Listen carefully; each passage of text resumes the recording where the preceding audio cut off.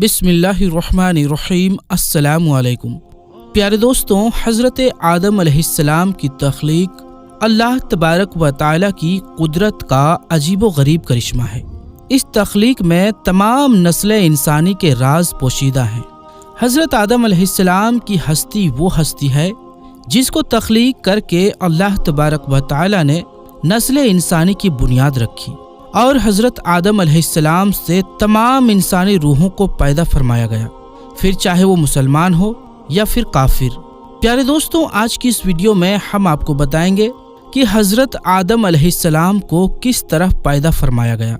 आपके जिस्म मुबारक को बनाने के लिए कौन कौन से मिट्टी का इस्तेमाल किया गया और वो मिट्टी ज़मीन के कौन कौन से हिस्सों से उठाई गई, और हज़रत आदम अलैहिस्सलाम को मिट्टी, पानी, हवा और आग से किस तरह पैदा फरमाया गया, और क्या हज़रत आदम अलैहिस्सलाम को अल्लाह तबारक व तआला ने खुद अपने दस्ते कुदरत से पैदा फरमाया या फरिश्तों ने हज़रत आदम अलैहिस्सलाम की तख्लीक की। और जब अल्लाह तबारक व तआला के 4 मुकर्रब फरिश्ते ज़मीन पर मिट्टी उठाने के लिए आए तो ज़मीन रो रो कर उनके सामने कौन सी फरियाद करने लगी, और ऐसी कौन सी वजह है जिसकी वजह से इंसानी ज़िंदगी में गम ज़्यादा और खुशियाँ कम होती हैं। प्यारे दोस्तों, इन तमाम तर सवालात के जवाबात कुरान और हदीस की रोशनी में आज की इस वीडियो में हम आपको बताएंगे। लिहाजा आपसे गुजारिश है कि हमारी इस वीडियो को आखिर तक ज़रूर देखिएगा। प्यारे दोस्तों, जब अल्लाह तबारक व तआला की ज़ात के अलावा कोई भी कायनात या कोई भी मखलूक मौजूद ना थी, सिर्फ अल्लाह तबारक व तआला की ज़ात मौजूद थी, उस वक्त अल्लाह तबारक व तआला ने अपनी ज़ात के बाद सबसे पहले जिस हस्ती को पैदा फरमाया वो हज़रत मोहम्मद मुस्तफ़ा सल्लल्लाहु अलैहि वसल्लम का नूर अक़दस है। अल्लाह तबारक व तआला ने अपनी ज़ात के बाद सबसे पहले अपने महबूब के नूर को पैदा फरमाया और फिर हज़रत मोहम्मद मुस्तफ़ा सल्लल्लाहु अलैहि वसल्लम के नूर अक़दस से तमाम मखलूक़ात को पैदा फरमाया। जैसे कि अल्लाह तबारक व तआला का अर्श, लोह, कुर्सी और अल्लाह तबारक व तआला के मुकर्रब फरिश्ते, ज़मीन व आसमान और कुल कायनात को हज़रत मोहम्मद मुस्तफ़ा सल्लल्लाहु अलैहि वसल्लम के नूर अक़दस से तख्लीक फरमाया गया। हज़रत आदम अलैहिस्सलाम की तख्लीक से पहले ज़मीन व आसमान और अल्लाह तबारक व तआला के मुकर्रब फरिश्तों की तख्लीक हो चुकी थी। इन तमाम अशिया को पैदा करने के बाद अल्लाह तबारक व तआला ने हज़रत आदम अलैहिस्सलाम को तख्लीक करने का इरादा फरमाया। प्यारे दोस्तों, आपको बताते चलें कि हज़रत आदम अलैहिस्सलाम की तख्लीक 4 चीज़ों से की गई। नंबर 1 मिट्टी, नंबर 2 पानी, और नंबर 3 हवा, और नंबर 4 आग। जब अल्लाह तबारक व तआला ने हज़रत आदम अलैहिस्सलाम के तख्लीक का इरादा फरमाया तो अल्लाह तबारक व तआला ने अपने सबसे मुकर्रब फरिश्ते हज़रत जिब्राइल अलैहिस्सलाम को ये हुक्म इरशाद फरमाया कि जाओ और तमाम रूए ज़मीन से हर किस्म की सियाह सफ़ेद, सुर्ख और खारी मिट्टी और नरम और खुश्क मिट्टी का एक एक मुट्ठी उठा ले आओ। जब हज़रत जिब्राइल अलैहिस्सलाम अल्लाह तबारक व तआला का हुक्म पाकर ज़मीन पर तशरीफ़ लाए और खाक उठाने का इरादा फरमाया तो उस वक्त ज़मीन ने हज़रत जिब्राइल अलैहिस्सलाम से मिट्टी उठाने का सबब पूछा। उस वक्त हज़रत जिब्राइल अलैहिस्सलाम ने सारा वाक़या ज़मीन को बयान फरमाया। ज़मीन ने अर्ज़ किया कि मैं उस खुदा की पनाह चाहती हूँ कि तुम मुझसे मिट्टी उठाकर उससे इंसान बनाए जिसकी वजह से मेरा कुछ हिस्सा जहन्नुम में जाए। इस तरह ज़मीन रो रो कर हज़रत जिब्राइल अलैहिस्सलाम के सामने खुदा की पनाह मांगने लगी।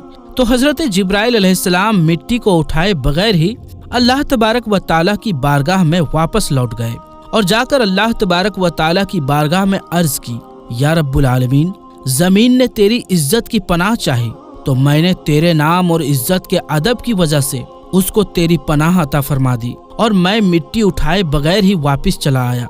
इसके बाद अल्लाह तबारक व तआला ने हज़रत इसराफील अलैहिस्सलाम और हज़रत मिकाईल अलैहिस्सलाम को बारी बारी भेजा, लेकिन ये दोनों फरिश्ते भी उसी वजह से खाली हाथ लौट आए क्योंकि ज़मीन ने इनसे भी अल्लाह तबारक व तआला की पनाह चाही। तो इन दोनों फरिश्तों ने भी अल्लाह तबारक व तआला के नाम और अदब की वजह से ज़मीन को पनाह दे दी और खाली हाथ वापस लौट आए। इसके बाद फिर आखिरकार अल्लाह तबारक व तआला ने ملک الموت علیہ السلام یعنی حضرت اسرائیل علیہ السلام کو بھیجا۔ حضرت اسرائیل علیہ السلام اللہ تبارک و تعالیٰ کے حکم کے مطابق جب زمین پر تشریف لائے تو زمین اسی طرح رونے لگی اور فریادیں کرنے لگی۔ اس وقت حضرت اسرائیل علیہ السلام زمین سے فرمانے لگے کہ تیرے رونے دھونے اور عرضی کی وجہ سے میں اپنے رب عز و جل کی نافرمانی نہیں کر سکتا، لہٰذا حضرت اسرائیل علیہ السلام زمین سے مٹی اٹھا کر اللہ تبارک و تعالیٰ کی بارگاہ میں حاضر ہو گئے۔ یہی وجہ ہے کہ اللہ تبارک و تعالیٰ نے حضرت اسرائیل علیہ السلام کو انسانوں کی جانیں نکالنے کا کام سپرد کیا اور آپ کو ملک الموت علیہ السلام کے منصب پر فائز کیا۔ پیارے دوستوں، تفسیر نعیمی میں ہے کہ ملک الموت علیہ السلام نے مختلف 7 مقامات سے مٹی کو اٹھا کر مکہ معظمہ کی مقدس مقام پر جمع کیا، جہاں آج کعبہ شریف ہے۔ وہ 7 مقامات جہاں سے ملک الموت علیہ السلام نے مٹی اٹھائی وہ یہ ہیں: نمبر 1 مکہ مکرمہ، نمبر 2 طائف، اور نمبر 3 بیت المقدس، اور نمبر 4 ہندوستان، اور نمبر 5 ابو قبس، اور نمبر 6 عدن، اور نمبر 7 مدینہ منورہ۔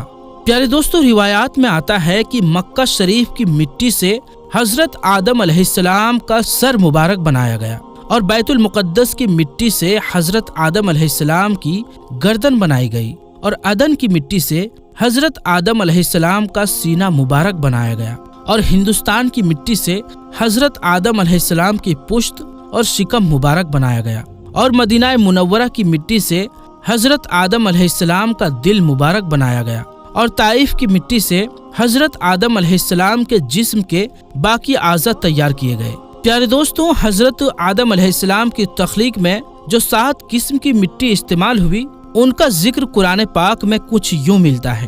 پہلی مٹی جو حضرت آدم علیہ السلام کی تخلیق میں استعمال ہوئی اس کو قرآن پاک میں تراب کہا گیا ہے، جس طرح کہ اللہ تبارک و تعالی پارہ 17 سورہ حج کی آیت نمبر 5 میں ارشاد فرماتا ہے، ہم نے تمہیں خشک مٹی سے پیدا کیا۔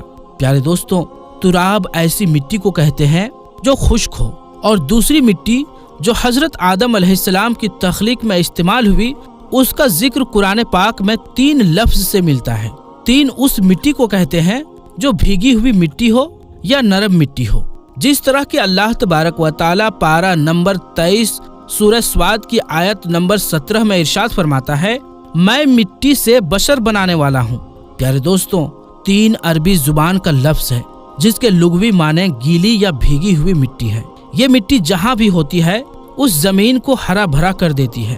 یہ مٹی زمین کے اندرونی حصے میں ہوتی ہے، جیسے کہ ہمارے جسم کے اوپر والی جلد اور نیچے والی جلد، جس کی بدولت ہمارے جسم سے بال نکلتے ہیں۔ اور تیسری مٹی جو حضرت آدم علیہ السلام کی تخلیق میں استعمال ہوئی وہ حمائین ہے، جیسا کہ اللہ تبارک و تعالی قرآن پاک کی سورہ حجر کی آیت نمبر 26 میں ارشاد فرماتا ہے، اور بے شک ہم نے انسان کو بجتی ہوئی مٹی سے بنایا جو اصل میں ایک سیاہ بدبودار گارا تھی۔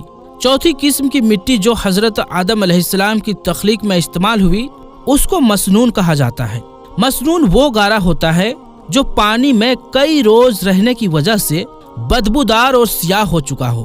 پانچویں مٹی جو حضرت آدم علیہ السلام کی تخلیق میں استعمال ہوئی وہ طین العذب ہے، یعنی لیس دار مٹی، جس طرح کہ اللہ تبارک و تعالی سورہ صافات کی آیت نمبر 11 میں ارشاد فرماتا ہے، بے شک ہم نے انسان کی اصل یعنی حضرت آدم علیہ السلام کو لیس دار مٹی سے پیدا فرمایا۔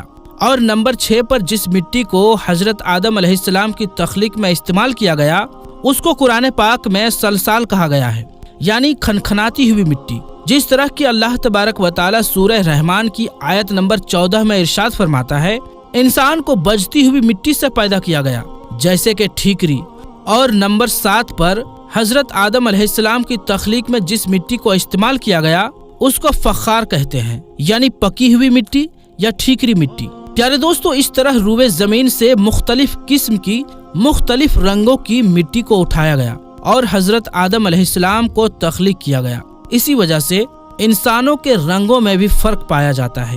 پیارے دوستو، اس طرح جب حضرت آدم علیہ السلام کی مٹی کو جمع کر لیا گیا تو حضرت آدم علیہ السلام کی مٹی کا غارہ بنانے کے لیے اللہ تبارک و تعالی نے 7 قسم کے پانی کا استعمال فرمایا۔ نمبر 1، آب فرات۔ آب فرات اس پانی کو کہتے ہیں جو شیریں اور میٹھا ہو۔ اور نمبر 2، آب اجاج۔ آب اجاج اس پانی کو کہتے ہیں جو کھارا پانی ہو۔ اور نمبر 3، آب سلسبیل۔ آب سلسبیل اس پانی کو کہتے ہیں جو پاک اور شفاف اور خوشنما پانی ہو۔ اور نمبر 4، آب تسنیم۔ آب تسنیم اس پانی کو کہا جاتا ہے جو خوشبودار پانی ہو۔ اور نمبر 5، آب رحیق۔ آب رحیق اس پانی کو کہتے ہیں جو پاک نشے دار پانی ہو، جیسے کہ جنتی شراب۔ اور نمبر 6، آب کوثر۔ آب کوثر ایسا پانی ہے جس کو پیتے ہی انسان دنیا کا دکھ، درد، بھوک، پیاس سب کچھ بھول جاتا ہے، جیسا کہ اللہ تبارک و تعالیٰ قرآن پاک میں ارشاد فرماتا ہے، انا اعطینا کل کوثر، بے شک ہم نے تمہیں کوثر عطا کیا۔ اور نمبر 7، آب رحمت۔ آب رحمت اس پانی کو کہتے ہیں جو رحمت والا پانی ہو۔ اس طرح حضرت آدم علیہ السلام کی مٹی کو جمع کرنے کے بعد ان تمام پانیوں کو شامل کر کے حضرت آدم علیہ السلام کی خمیر کی مٹی کو گوندا گیا۔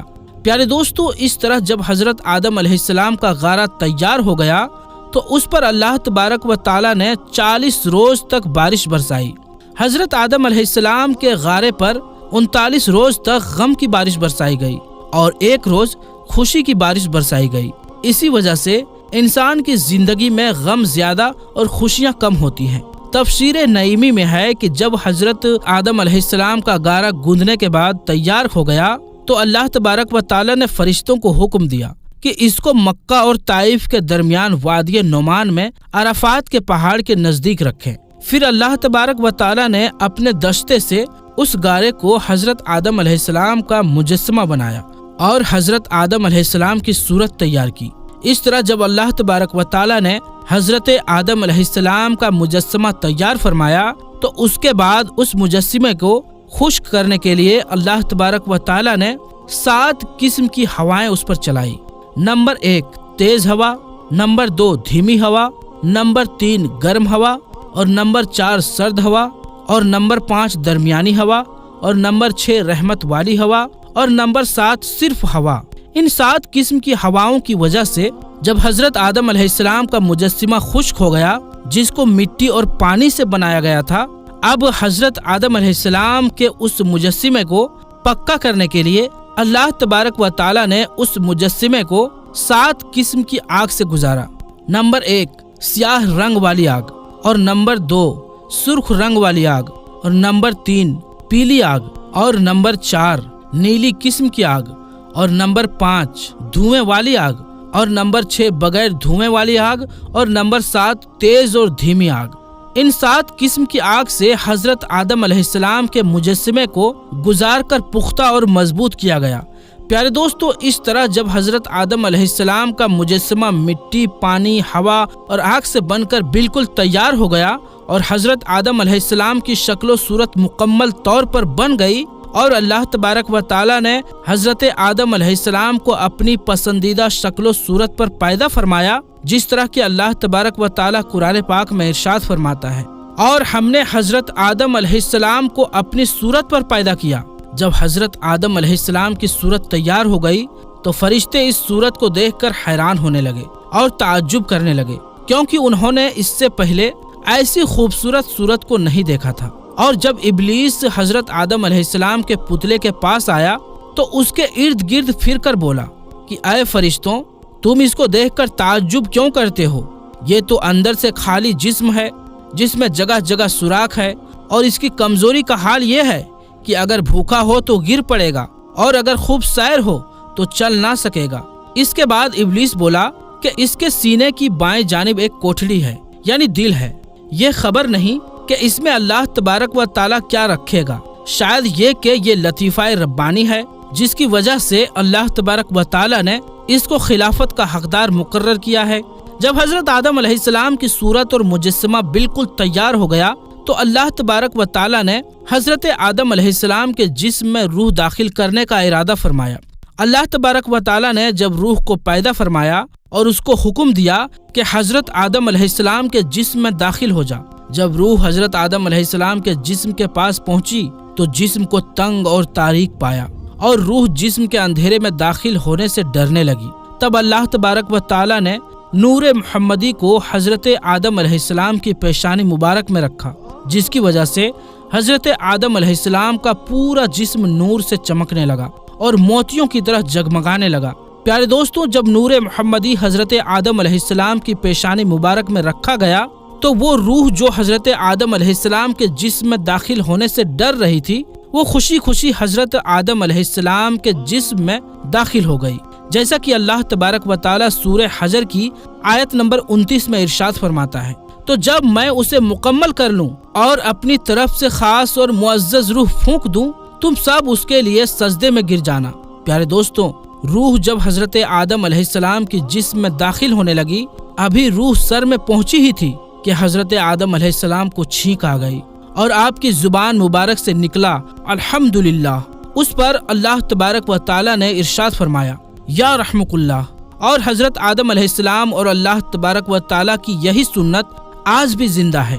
جب روح حضرت آدم علیہ السلام کی کمر تک پہنچی تو حضرت آدم علیہ السلام نے اٹھنا چاہا مگر گر پڑے، کیونکہ نیچے کے حصے میں روح ابھی نہیں پہنچی تھی۔ اس پر اللہ تبارک و تعالی نے ارشاد فرمایا کہ بے شک انسان جلد باز پیدا کیا گیا ہے، اور جب روح حضرت آدم علیہ السلام کے جسم میں مکمل طور پر داخل ہو گئی اور تمام بدن میں پھیل گئی تو اللہ تبارک و تعالی نے حضرت آدم علیہ السلام کو حکم فرمایا کہ فرشتوں کے پاس جاؤ اور جا کر ان کو سلام کرو اور سنو کہ وہ تمہیں کیا جواب دیتے ہیں۔ تب حضرت آدم علیہ السلام فرشتوں کے پاس تشریف لائے اور السلام علیکم فرمایا تو فرشتوں نے جواب دیا وعلیکم السلام ورحمۃ اللہ۔ اس وقت اللہ تبارک و تعالی نے حضرت آدم علیہ السلام سے ارشاد فرمایا یہی الفاظ تمہارے اور تمہاری اولاد کے لیے سلام کے لیے مقرر کیے گئے۔